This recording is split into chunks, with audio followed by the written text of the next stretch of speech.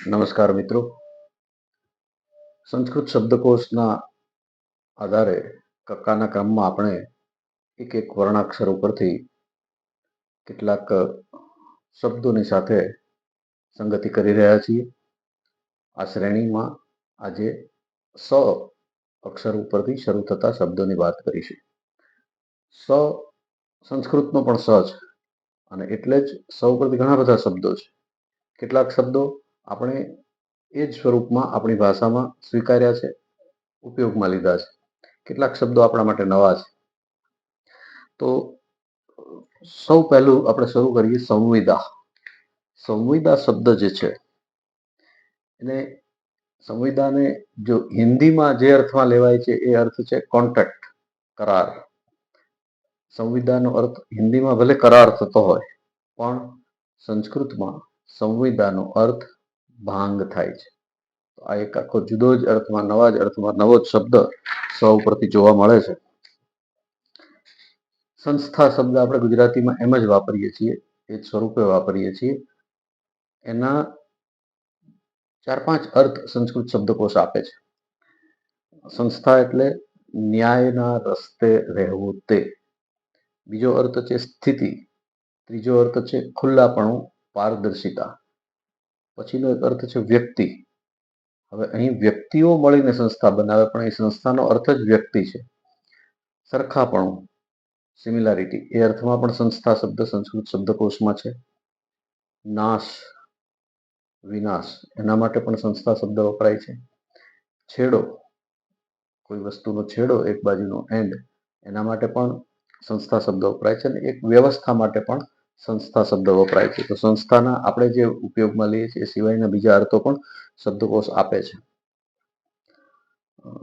અહીં એક સૂક્ષ્મ અર્થભેદ સંસ્કૃતમાં જોવા મળ્યો છે રસ્વ ઈ અને દીર્ઘ ઈની સાથે.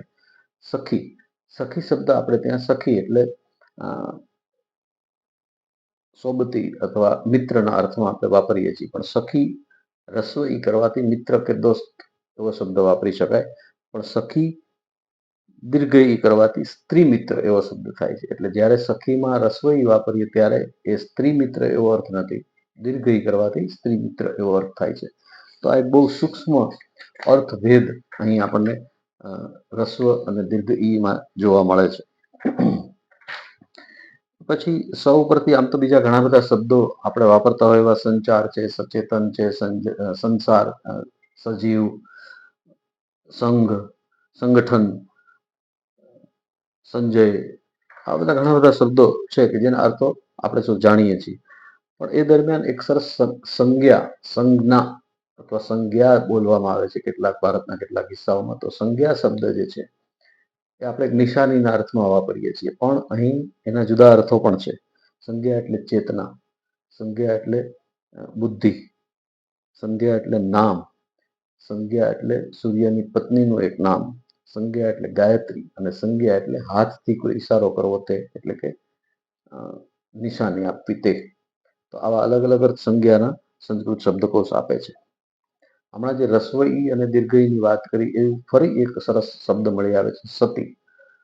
તી રસ્વ ઈ કરવાથી સતીનો અર્થ થાય છે નાશ અથવા અંત અથવા દાન, આવો અર્થ થાય છે. પણ એ જ તીને દીર્ઘ ઈ કરવાથી દક્ષની તે નામની કન્યા સતી, પતિવ્રતા સ્ત્રી, અને એક જાતની માટી માટે પણ સતી શબ્દ વપરાય છે. તો અહીં ફરી વખત દીર્ઘ ઈ અને રસ્વ ઈની કરામત જોવા મળે છે. એ સિવાય સત્વ, સત્વ શબ્દ આપણે વાપરતા આવ્યા છે. સત્ય એટલે કોઈક સત્વ એટલે કોઈક વસ્તુની અંદરની કન્ટેન્ટ્સ. પણ અહીંયા 14-15 પ્રકારના અર્થ સત્વના સંસ્કૃત શબ્દકોશ આપે છે. દ્રવ્ય, પ્રાણ, વ્યવસ્થા, બલ, સ્વભાવ, પિશાચ વગેરે, અથવા હોવાપણું, બીંગ, ચિત્ત, રસ, આયુષ, ધન, આત્મા, સત્તા, જાતિભેદ, આ બધા સત્વના અલગ અલગ અર્થો છે. અને એક અર્થ વિશેષ છે જે આપણે ઉપયોગમાં લઈએ છીએ કે 3 પ્રકારના ગુણોમાંનું એક સત્વ ગુણ, એ અર્થ પણ સંસ્કૃત આપે છે. તો સત્વના અહીં આવા સરસ અલગ અલગ અર્થ જોવા મળે છે. સૌ ઉપરથી આગળ વધીએ તો એક સરસ શબ્દ બીજો આપણે વાપરતા આવ્યા છીએ, સંતાન. સંતાન એટલે આપણે સંતતિ અથવા આપણા પુત્ર પુત્રી માટે સંતાન શબ્દ સ્વાભાવિકપણે વાપરીએ છીએ, પણ સંતાનનો એક વિશેષ અર્થ અહીંયા બે અર્થ જોવા મળે છે. વિસ્તાર, આમ પણ આ અસ્તિત્વનો વિસ્તાર છે સંતાને, એટલે વિસ્તાર એ અર્થમાં પણ સંતાન શબ્દ વપરાય છે. અને સંતાન શબ્દનો બીજો સરસ અર્થ છે કલ્પ વૃક્ષ. તો આ પણ સંતાનનો એક નવો અર્થ જાણવા મળે છે. અને સંતાન જેવો બીજો સંત શબ્દ આપણે વાપરતા આવ્યા છીએ. સંત એટલે કોઈ સાધુ સંત સંન્યાસી અર્થમાં વાપરીએ છીએ, પણ સંતનો સંસ્કૃત શબ્દકોશ અર્થ એવો આપે છે કે ખુલ્લી રીતે જોડાયેલા બે હાથ, એટલે ખુલ્લી રીતે જોડાયેલા બે હાથને સંત કહેવાય. તો મને એવું લાગે છે કે સંત શબ્દ આપણે પછી એ રીતે સ્વીકાર્યો છે કે જેમને જોતા જ હાથ જોડાય અથવા જોડાઈ જાય આપણા હાથ, અથવા જેમને જોઈને આપણે હાથ જોડીએ એને આપણે સંત કહીએ. તો અહીં આવો કંઈક શબ્દના અર્થમાં થોડો ફેરફાર જોવા મળે છે. સંધિ, સંધિ શબ્દ એક સંસ્કૃતમાં છે. સંધિ એટલે નાના કદનો પલંગ અથવા ખાટલી, જે ગ્રામીણ પ્રદેશોમાં ખાટલી શબ્દ વાપરવામાં આવે છે, નાના કદનો, અથવા આપણા શહેરી ભાષામાં કહીએ તો સિંગલ બેડ. તો એ સાઈઝના પલંગ માટે, એ સાઈઝના ખાટલા માટે સંધિ શબ્દ વપરાય છે. સંધિ, સંધિ એટલે આપણે સંધિ, સમજૂતી, સમાધાન એ અર્થમાં વાપરીએ છીએ. પણ અહીં હળવૈદનો શબ્દ આવે છે, ઓર્થોપેડિક વર્ડ આવે છે. સંધિ બંધન એટલે સાંધાનું સંધાવું તે, શરીરના કોઈ હિસ્સામાં સાંધો તૂટે અને પાછો એ સંધાય તો એને પણ સંધિ બંધન શબ્દ આવે છે. અને તૂટે તો એને સંધિ ભંગ એવો શબ્દ, કારણ કે સંધિ ઉપરથી જ સાંધો શબ્દ આવ્યો છે. તો સંધિ ભંગ અને સંધિ બંધન બંને શબ્દ ઓર્થોપેડિક દુનિયાના છે. એવું જ એક બીજું સન્નિબંધન, સારી રીતે બંધાયેલું એના માટે સન્નિબંધન એવો શબ્દ પણ છે. કોઈ પુરુષના વર્ણન માટે વપરાતો એક સ ઉપરથી શબ્દ છે, સપ્ત રક્ત, એટલે કે સાત જગ્યાએ જેને રતાશ હોય છે એવો પુરુષ, કે એમાં કાનની બૂટ છે.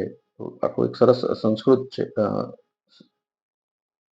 સંસ્કૃતનો શ્લોક જ એક સરસ છે કે પગના તળિયા છે, બે આંખની રતાશ છે, કાનની બૂટની રતાશ છે, જીહવાની રતાશ છે. આવા અલગ અલગ 7 પ્રકારની રતાશ જેના શરીરમાં દેખાય છે એવા પુરુષ માટે સપ્ત રક્ત એવો શબ્દ સંસ્કૃત શબ્દકોશ આપે છે. સમય શબ્દ આપણે જાણીએ છીએ કે સમય, ટાઈમના ભાષાંતર તરીકે આપણે સમય શબ્દ વાપરીએ છીએ, પણ સમયના લગભગ 20 જેટલા અર્થ સંસ્કૃત શબ્દકોશ આપે છે. સમય એટલે વખત, કાળ, એ તો આપણે સમજીએ છીએ. એ સિવાય કસમ, સોગંદ કે સમ, એના માટે પણ સમય શબ્દ વપરાય છે. આચાર અને આચરણ માટે પણ સમય શબ્દ વપરાય છે.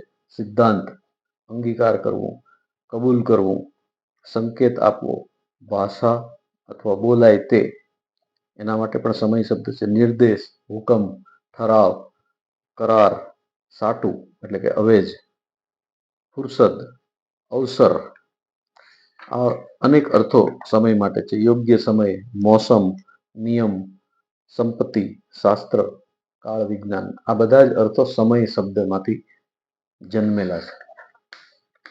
એવી રીતે આપણે અંગ્રેજીમાં ઉનાળા માટે સમર શબ્દ વાપરીએ છીએ. તો એ સમર શબ્દ જ્યારે સંસ્કૃતમાં આવે છે ત્યારે આખો એનો અર્થ ફરીને યુદ્ધનું મેદાન એવો અર્થ થાય છે, અથવા યુદ્ધ એવો અર્થ થાય છે. સમરાંગણ એટલે યુદ્ધનું મેદાન, અને સમર એટલે યુદ્ધ. તો બીજું પણ એક આમાં ઘણા બધા શબ્દો એવા જોવા મળે છે કે સમ એટલે સરખું, એટલે કોઈ સમબુદ્ધિ, સરખી બુદ્ધિ વાળું. સમ વિચાર તો સરખા વિચારો વાળું. તો આ સમ લગાડીને બનતા લગભગ 300 થી વધુ શબ્દો શબ્દકોશમાં છે. એટલે સમને એક પૂર્વક તરીકે લગાડીને એક વિશેષણ બનાવી શકાય એવી એ શબ્દમાં, એ પૂર્વકમાં, એ પ્રિફિક્સમાં એ તાકાત છે. સમૂહ શબ્દ આપણે વાપરીએ છીએ. સમૂહ, સમૂહ એટલે ટોળું અથવા જથ્થો. સમૂહ શબ્દ ઉપર ધ્યાન દઈએ પહેલા એક બીજો સરસ શબ્દ છે સમૂહન. સંમોહન નહીં, સમૂહન. સમૂહન શબ્દ એટલે વાળવું તે, કચરો વાળવો તે. પણ એનો પાછો બીજો અર્થ આખો જુદો જ થાય છે કે તર્ક કરતું હોય તે, તર્ક કરવો તે. તો આ શબ્દ આખો જુદો જ સમૂહન માટે છે. પણ એ કચરો વાળવાને કારણે સાવરણી માટે સમૂહની એવો શબ્દ સંસ્કૃત શબ્દકોશ આપે છે. એટલે કદાચ આપણો જે સાવરણી શબ્દ છે એના ક્યાંક મૂળ આ સમૂહની શબ્દમાં હોય એવી પૂરી શક્યતા છે. સંપા. સંપા શબ્દ નાનકડો છે પણ સંપા શબ્દનો અર્થ થાય છે વીજળી. સંપાતિ કાળ એવો પંચાંગ કે જ્યોતિષમાં આ શબ્દ આવતો હોય છે. સંપા એટલે વીજળી એવો અર્થ થાય છે. એ સિવાય સંબોધન. સંબોધન એટલે આપણે કોઈને માટે માનાર્થે કોઈ શબ્દ વાપરીએ અથવા એમનું ધ્યાન દોરવા માટે, એમનું ધ્યાન આકર્ષિત કરવા માટે એમને કોઈ શબ્દ વાપરીએ તો એના માટે આપણે સંબોધન શબ્દ વાપરીએ છીએ. સંબોધન એટલે સારી રીતે જણાવવું તે એવો સંસ્કૃત શબ્દકોશ અર્થ આપે છે. અને સંબોધનનો બીજો અર્થ છે સારું જ્ઞાન. તો સારા જ્ઞાન માટે પણ આ સંબોધન શબ્દ છે. સરોવર શબ્દ આપણે કોઈ તળાવ માટે વાપરતા આવ્યા છીએ. એ શબ્દ બન્યો છે સર ઉપરથી. સર એટલે પાણી, અને સર એટલે પાણી, અને એ પાણીના આધારે સરિતા શબ્દ પણ એ જ રીતે આવ્યો છે. બીજા એના અર્થો છે સર એટલે દહીંની તર કે દહીંની ઉપર જામી ગયેલી મલાઈ, એના માટે પણ સર શબ્દ છે. માખણ માટે, લવણ એટલે કે મીઠું માટે પણ સર શબ્દ છે. બાણ માટે પણ સરસંધાન એટલે સર એટલે બાણ એવો પણ અર્થ થાય છે. અને ભેદન કોઈ વસ્તુને ભેદવું તે એના માટે પણ સર શબ્દ વપરાય છે. તો સર કોઈ કાના માત્ર વગરનો શબ્દ હોવા છતાં એના આટલા સરસ અર્થો સંસ્કૃત ભાષામાં પડેલા છે. જેમ સમ ઉપરથી ઘણા બધા શબ્દો બન્યા છે એમ સર્વ. સર્વ એટલે સઘળું, બધું જ. તો સર્વને એક પ્રિફિક્સ તરીકે, પૂર્વક તરીકે લગાડીને બનતા પણ ઘણા બધા 200થી ઉપર શબ્દો સંસ્કૃત શબ્દકોશે આપ્યા છે. સર્વનાશ, સર્વપૂર્ણ, સર્વવિદ, સર્વાનુભૂતિ, સર્વસહ, એવા ઘણા બધા, સર્વત્ર, આ બધા શબ્દો સર્વ પ્રિફિક્સ લગાડવાથી બન્યા છે. બીજો એક શબ્દ છે સલીલ. સલીલ આપણે ત્યાં નામ તરીકે ઉપયોગમાં લેવાય છે. સલીલનો અર્થ છે પાણી. જેમ સર એટલે પાણી છે એમ સલીલ એટલે પણ પાણી છે. અને ઉત્તરાષાઢા નક્ષત્ર જે છે એને પણ સલીલ નક્ષત્ર કહેવાય છે. અને પાણીનો અર્થ હોવાને કારણે એક બીજો સરસ શબ્દ એમાં મળે છે. પાણીમાં જે શેવાળ થાય છે, લીલ અથવા શેવાળ બને છે, એના માટે સલીલ કુંતલ એવો સરસ શબ્દ સંસ્કૃત શબ્દકોશ આપે છે. સહજ, સાહજિક એ શબ્દ આપણે ગુજરાતી ભાષામાં વાપરતા આવ્યા છીએ કે જે સરળતાથી થાય છે, સ્વાભાવિક રીતે થાય છે, એના માટે સહજ શબ્દ છે. અહીં બે સરસ શબ્દો મળે છે, સહજ મિત્ર અને સહજ શત્રુ અથવા સહજ અરી, એવા બે શબ્દો છે. સહજ મિત્ર, સહજ અરી એટલે કે સ્વાભાવિક જ આ લોકો તમારા મિત્ર હોય અને સ્વાભાવિક જ આ લોકો તમારા દુશ્મન હોય. તો એને લગતો શુક્ર નીતિ નામના ગ્રંથનો શ્લોક પણ આ શબ્દકોશમાં ટાંકવામાં આવ્યો છે. અને એમાં લખ્યું છે કે સ્વાભાવિક મિત્રો કોણ કોણ હોઈ શકે? તો તમારા માતા, મોસા પક્ષે મામા, ભાણેજ, મિત્ર, સહાધ્યાયી, આ બધા તમારા સ્વાભાવિક મિત્ર છે. એની સામે ભત્રીજો, સગો ભાઈ કે પત્ની એટલે સ્ત્રી માટે નણંદ, આ બધા સ્વાભાવિક દુશ્મનો છે. સહજ અરી અથવા સહજ શત્રુ, આવો સરસ શબ્દ શુક્ર નીતિના શ્લોક સાથે પણ આ શબ્દકોશ આપે છે. તો સૌ પરથી તો આમ ઘણા બધા શબ્દો છે, પણ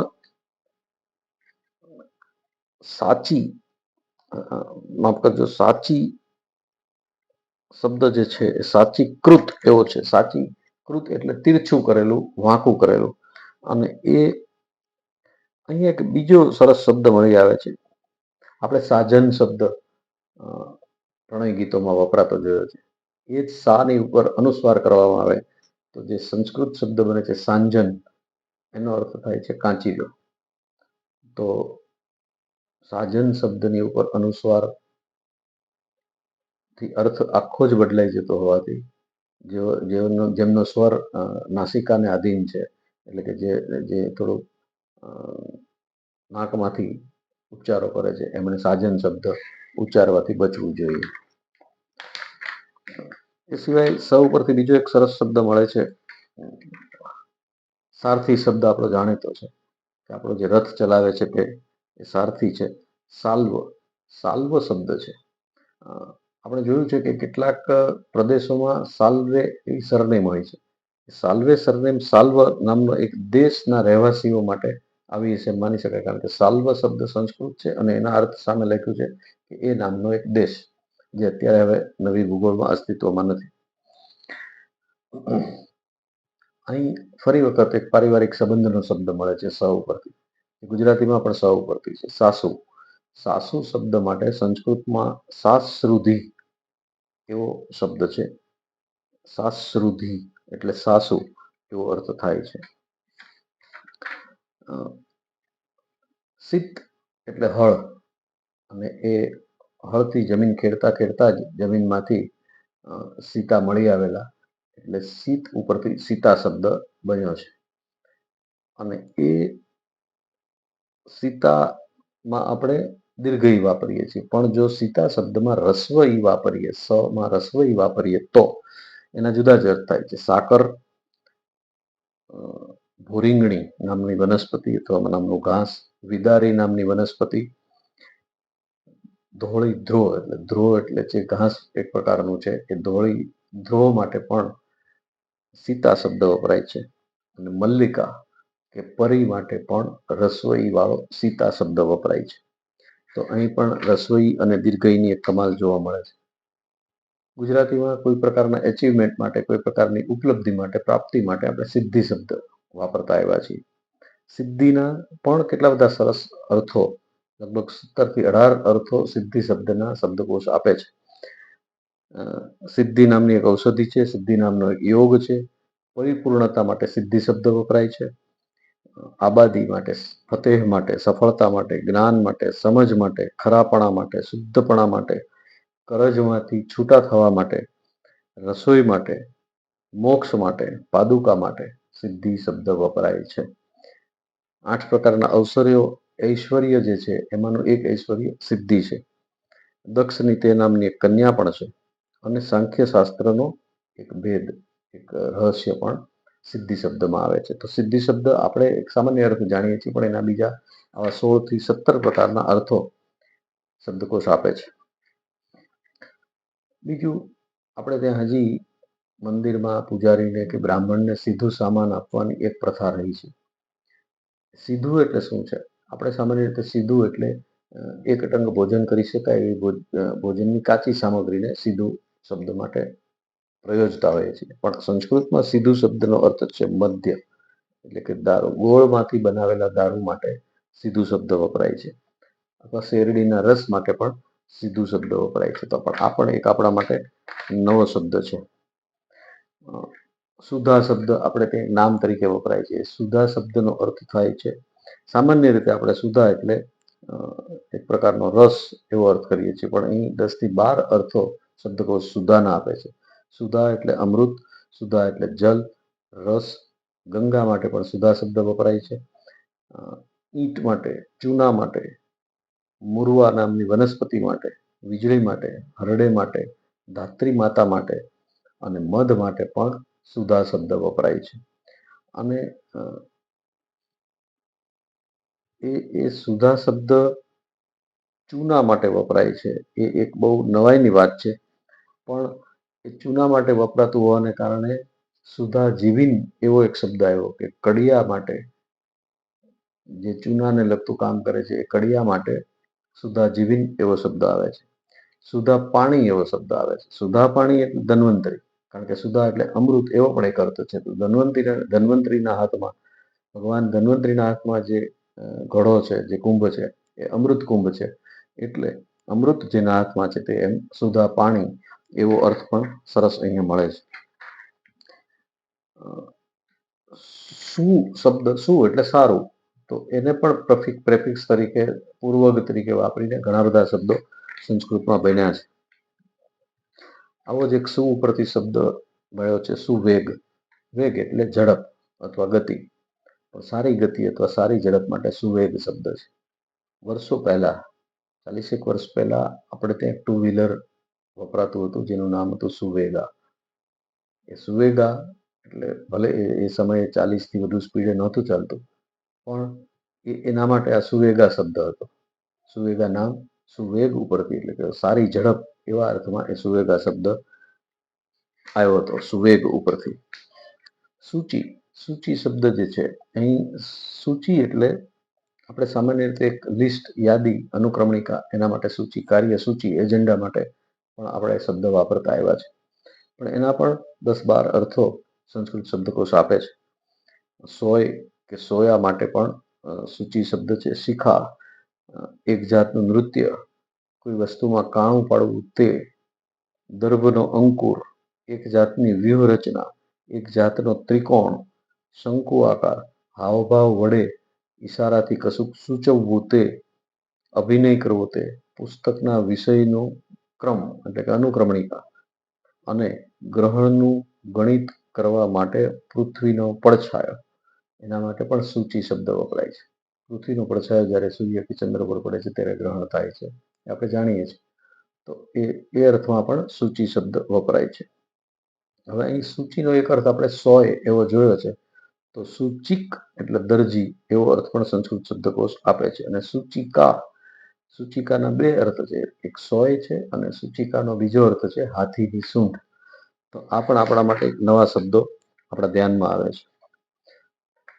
આપણે સૂપ શબ્દથી પરિચિત છીએ. સૂપ એટલે કે એવું પ્રવાહી કે આપણે સામાન્ય રીતે જમતા પહેલા લેતા હોઈએ છીએ. આ સૂપનો સંસ્કૃત શબ્દ છે અને એ સંસ્કૃત શબ્દમાં સૂપનો અર્થ થાય છે મસાલો નાખીને વઘારેલી દાળ, એવો અર્થ એનો થાય છે. તો સૂપ શબ્દ સંસ્કૃત છે, અંગ્રેજી નથી. અને એ સૂપનો બીજો અર્થ વાસણ કે રસોઈયો એવો પણ અર્થ થાય છે. અને એક અર્થ બાણ એવો પણ થાય છે. તો સૂપના અહીં ઘણા બધા આવા સરસ અર્થ છે. એ જ સૂપને એક રેપ લગાડવાથી, એટલે સૂર્પ કરવાથી સૂપડું એવો અર્થ થાય છે. અને એ સૂર્પ એટલે સૂપડું, તો જેના સૂપડા જેવા કાન હતા, શૂર્પણખા. એ શૂર્પણખા શબ્દનો પણ અર્થ રાવણની બેન, કાન નહીં પણ સૂપડા જેવા નખ જેના હતા, શૂર્પણખા, એ શૂર્પણખા શબ્દ આવ્યો છે કે જેના નખ સૂપડા જેવા હતા. તો પુરાણોમાં જે આપણી માઇથોલોજીમાં, આપણી પૌરાણિક કથાઓમાં જે વાર્તાઓ આવે છે એના નામ પણ એક ચોક્કસ અર્થ ધરાવતા હોય છે. જેમ સૂચિક એટલે દરજી એવો અર્થ આપણે કહ્યું, એમ સેવકનો પણ એક અર્થ દરજી થાય છે. અને સેવનનો એક અર્થ થાય છે ભજન કરવું, સેવા કરવી, પૂજા કરવી, ઉપભોગ કરવો અને સીવવું. તો સીવણ શબ્દ જે આપણે આવ્યો છે, સીવણ કામ, એ સીવણ શબ્દ અહીં સંસ્કૃતના સેવન શબ્દ ઉપરથી આવ્યો છે. સેવન એટલે 7 નહીં, સેવન એટલે સીવણ, સીવવું તે. એવું જ સોમવાર આપણે કહીએ છીએ. સોમવાર એટલે સોમ એટલે ચંદ્ર, એક અર્થ આપણે જાણીએ છીએ. પણ સોમના પણ બીજા અર્થો છે. સોમરસ એક પ્રકારનો વાયુ, યમ એક પ્રકારના વસુ, સોમ એટલે પાણી, સોમ એટલે અમૃત, સોમ એટલે કિરણ અને સોમ એટલે વાંદરો એવો અર્થ પણ થાય છે. સુગ્રીવ માટે સોમ શબ્દ વશિષ્ઠ રામાયણમાં વપરાયો છે. શિવજી માટે પણ સોમ શબ્દ વપરાય છે. તો સોમવાર જ્યારે પણ આપણે બોલીશું ત્યારે આ બધા જ અર્થ આપણામાં ઝબકારો કરશે. એવો જ બીજો શબ્દ સ્કંદ આવ્યો, જેને આપણે ગુજરાતીમાં કંધ લીધો, કાંધો, કંધ, ખભો, એ જે શબ્દ લીધો એ મૂળભૂત રીતે સ્કંદ શબ્દ છે.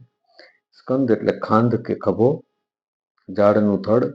રાજા માટે પણ સ્કંદ શબ્દ વપરાય છે, શરીર માટે પણ વપરાય છે, માર્ગ માટે પણ વપરાય છે, સમૂહ માટે પણ સ્કંદ શબ્દ વપરાય છે. સ્કંદ નામનો એક છંદ પણ સંસ્કૃત વ્યાકરણમાં છે. યુદ્ધ માટે પણ સ્કંદ વપરાય છે. ગ્રંથનો પરિચ્છેદ ઉમેરણ કર્યું હોય પરિચ્છેદ સ્વરૂપે, તો એના માટે પણ સ્કંદ શબ્દ વપરાય છે. ડાયા માણસ માટે પણ સ્કંદ શબ્દ વપરાય છે. શિક્ષક માટે પણ સ્કંદ શબ્દ વપરાય છે. અને વ્યૂહરચના માટે પણ સ્કંદ શબ્દ વપરાય છે. તો સ્કંદ શબ્દના પણ આટલા સરસ ઘણા બધા અર્થો આપણી સામે આવે છે. બીજો એક સ્થળ છે, સ્થળ શબ્દ છે. સ્થળ શબ્દ આપણે શું જાણીએ છીએ કે જગ્યા, મુકામ, એના માટે સ્થળ એવો શબ્દ વપરાય છે. પણ સ્થળને સ્થાલ કરવાથી હાંડોક, તપેલું વગેરે પાણી રાખવાનું મોટું વાસણ એવો અર્થ શબ્દકોશ આપે છે. અને સ્થાલી એટલે નાની તપેલી કે એનું ઢાંકણ સ્થાલી. અને આપણી જે થાળી છે એ થાળી શબ્દના મૂળ અહીં સ્થાલીમાં છે. તો એ પણ આપણા માટે એક નવો શબ્દ, જે થાળી શબ્દ આપણે વાપરીશું ત્યારે આપણે ચોક્કસ એના માટે વિચારીશું. ફટકડી શબ્દ જે છે, ફટકડી શબ્દ સ્ફટિકા એવો સંસ્કૃતના સ્ફટિકા શબ્દ ઉપરથી એ શબ્દ આવ્યો છે. આવા તો ઘણા બધા શબ્દો મળી આવે છે, પણ આપણે ચોક્કસ સમય મર્યાદામાં થોડા શબ્દોનો ઉલ્લેખ કરવો હોય એટલે આપણે અમુક શબ્દો શોધીને એનું ચયન કરીને વાતમાં મૂકીએ છીએ. આપણે સૌએ અત્યારની ઋતુમાં ખીલતો ગરમાળો જોયો છે. પીળા રંગના ઝુમ્મર જેવા સરસ મજાના ફૂલો સાથે અત્યારે ગરમાળો ખીલતો હોય છે. ચૈત્ર મહિનો ગરમાળાનો ખીલવાનો મહિનો છે. એનું સંસ્કૃત નામ સરસ છે, કારણ કે આખું વૃક્ષ જ્યારે પીળા ફૂલોથી લચી પડે ત્યારે સુવર્ણ જેવો આભાસ કરે છે. એટલે સ્વર્ણાંગ શબ્દ આ ગરમાળાના ઝાડ માટે સંસ્કૃત શબ્દકોશ આપે છે. સ્વાદિષ્ટ શબ્દ આપણે વાપરીએ છીએ. સ્વાદિષ્ટ નો અર્થ અત્યંત સ્વાદવાળો કે મધુર એવો અર્થ થાય છે. તો આવા કેટલાક શબ્દો સૌ પરથી શોધીને આપની સામે મૂક્યા છે. શબ્દકોશના ક્રમ પ્રમાણે હવે પછી એક અક્ષર છેલ્લો જે બાકી રહે છે હ. એ પછીના અળગ શબ્દ માટે બહુ કોઈ શબ્દો છે નહીં, એટલે આપણે હવે પછીના એક પ્રસારણમાં હથી શરૂ થતા કેટલાક રોચક અને સરસ શબ્દોની વાત કરીશું. ત્યાં સુધી આપને આ ચેનલ ગમી હોય તો એને લાઈક કરવાનું કે સબસ્ક્રાઈબ કરવાનું ભૂલશો નહીં, અને આપના પ્રતિભાવો અવશ્ય આપજો. નમસ્કાર.